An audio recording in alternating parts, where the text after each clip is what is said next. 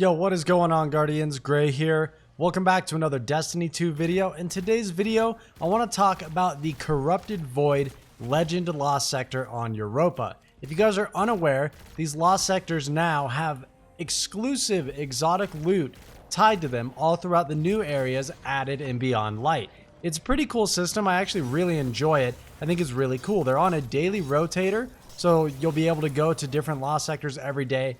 And they'll have different slots available, basically. Some of them will drop exotic arms, some of them drop exotic helmets and legs. You can see it right on the information tab on the map.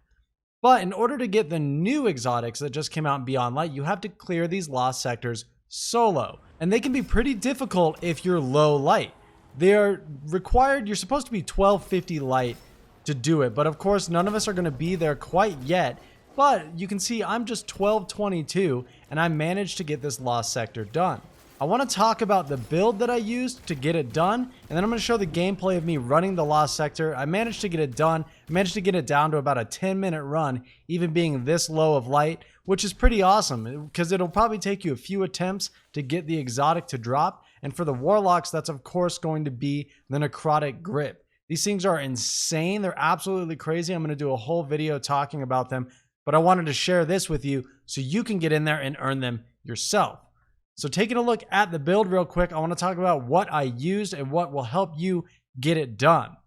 Now, I'm sure you guys have heard of the YouTuber Error. He's, of course, in Redeem. He's an incredible YouTuber. He makes some amazing builds and DPS guides and all of that. And he's the one who really threw this build together and made it possible. I made a couple tweaks to it to make it work for myself, and you can do the same. You don't have to have an exact carbon copy of this build to make it work, but I'm going to show what I used. In my kinetic slot, I was just using the Cold Denial Pulse Rifle, and I'm surprised it worked as well as it did. This is actually my PvP role that I use inside of the Crucible, but it worked really well for this because Pulse Rifles are really strong when you're below level and you're going after higher level content. Pulse Rifles can be really consistent in providing damage against higher level enemies. So it'll help you clear out some of those mobs, the dregs and shanks inside of this Lost Sector.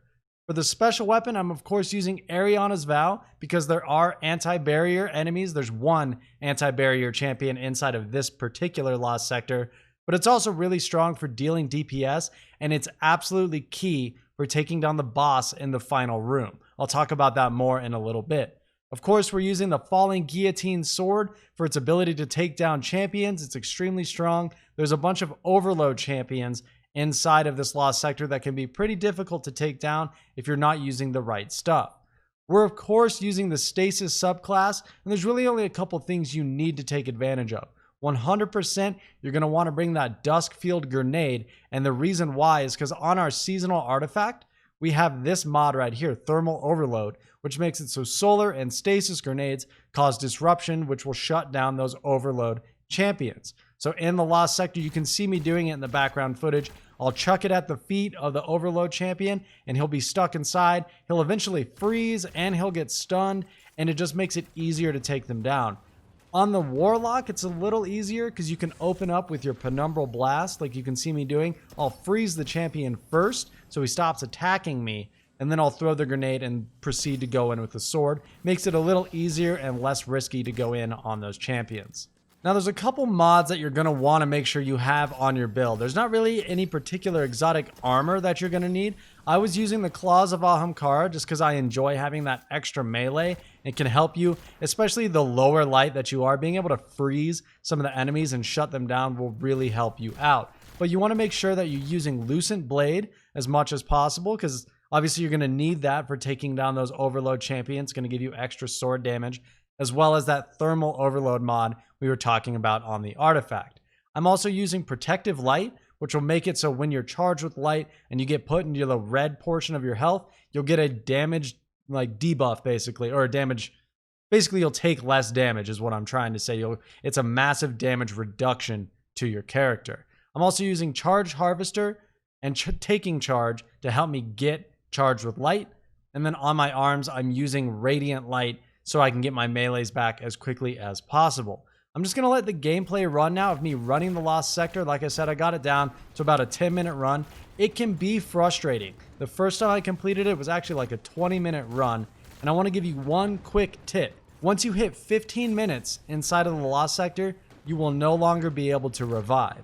You can see as you're taking down champions, you'll be able to get more revives. So if you do die, you can respawn and it's no pressure. But once you hit that 15-minute mark, no more revives.